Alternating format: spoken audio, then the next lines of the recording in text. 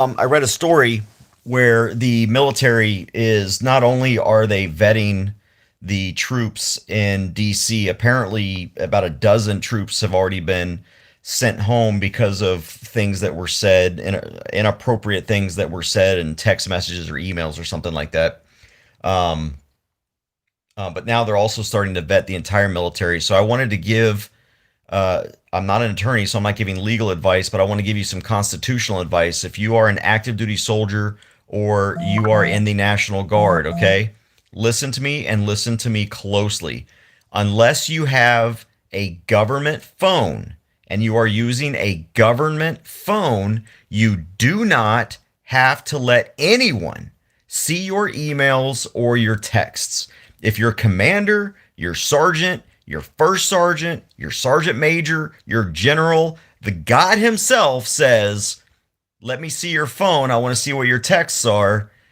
Tell them to go shove it.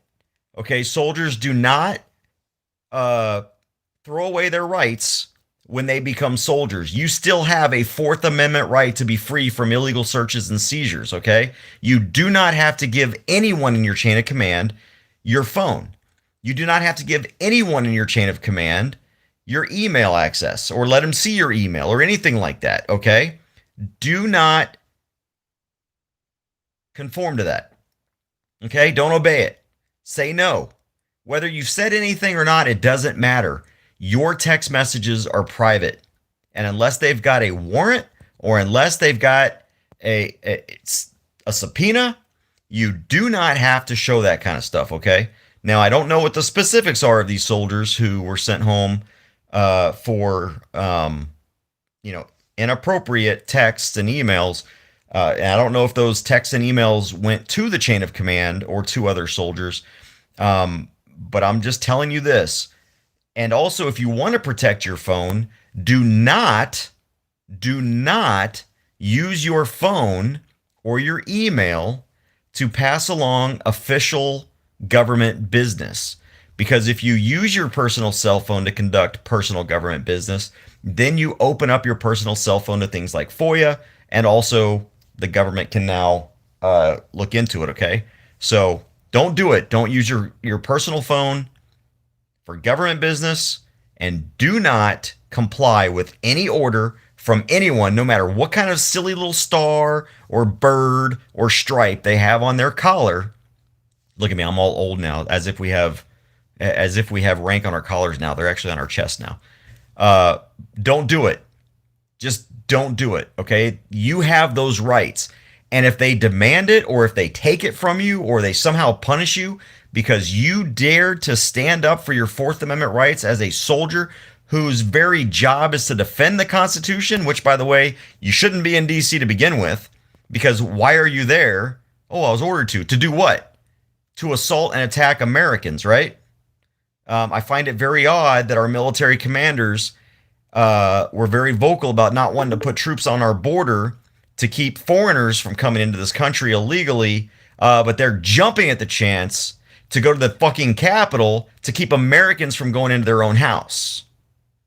That should speak volumes about who the leadership is in this country and who's leading our military. But so for all you lower level troops, don't do it. That's my advice. Just say no. And that's not legal advice. I am not an attorney. I cannot even give legal advice. I am giving you constitutional advice. And don't listen to these fools. Okay, because I heard it my entire career, and it's not true. I stood up so many times in my career when someone said, "Oh, don't you realize you gave up your rights when you joined the military?" No, you did not. Go look at your contract. Nowhere in that military contract does it say you gave up your rights. You have the same rights as every single American in this country. You didn't give them up.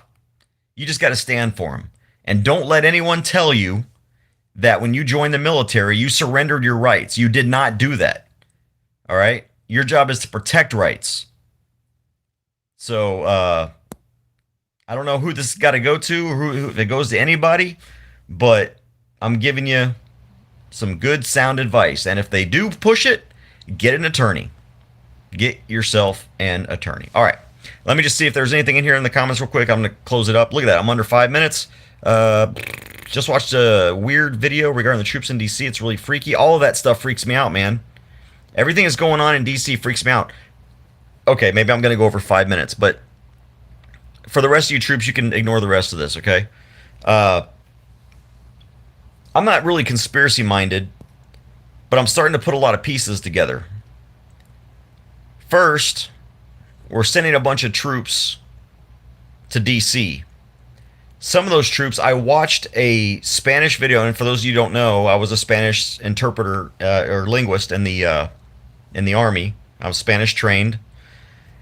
And so I was watching this video of the Puerto Rican National Guard, and I don't know if it was an officer or if it was an NCO that was briefing these guys, but I think it was it was at least a first sergeant. So it was either a first sergeant, a captain, or a sergeant major and a colonel. It's one of those four ranks, I believe. And they're essentially telling soldiers that Americans that belong to certain groups are, quote, enemies of the country, white nationalists, white supremacists. This is what they're telling troops before they go to DC. So they're telling troops to go to DC because they're fighting, quote, the real enemy of the United States. Who is it? It's white people. And so not only that, that's the first part. We're sending all these troops, 25,000 at least, 5 times more than we have in Iraq and Afghanistan combined, to Washington, D.C. Then we're vetting them. Okay? They're being vetted to find out where their loyalties lie. So Trump supporters are probably getting sent home. And now they're starting to vet the entire military. So why would the military want to get rid of people who disagree with Joe Biden? I disagree with Obama for all 8 years. And I did fine. I knew he was my commander in chief. So it seems to me that the Democrat Party is creating a military government. And they're going to rule with an iron fist. And it scares me that instead of this just being a military, it's going to be a liberal military. I don't want a conservative military, and I don't want a liberal military. I want a military that cares about the Constitution and the oath that they took. That's it. And I want a military that is going to destroy the enemy, whoever that is, the real enemy, not fake made up political enemies. That's what I want. It just scares me the way that the military is being used right now. It is being so politicized, and now it's being so censored. And I will tell you, if you're out there and you don't support Biden, okay, you have a right to your opinion. The only thing that probably changes as it relates to your rights is how you're able to express that opinion. But look at DOD Directive 1344.10 will help you understand what you can and cannot do politically, okay? But if you feel like, or you are, being discriminated against based on your political opinions, based on your support of the previous president, well, the current president until tomorrow, if you find yourself getting censored or mistreated or otherwise treated differently, get an attorney, okay? Because that's illegal. All right, guys. Take care. Be safe. Be free. I just want to make sure the soldiers I left behind understand they have rights.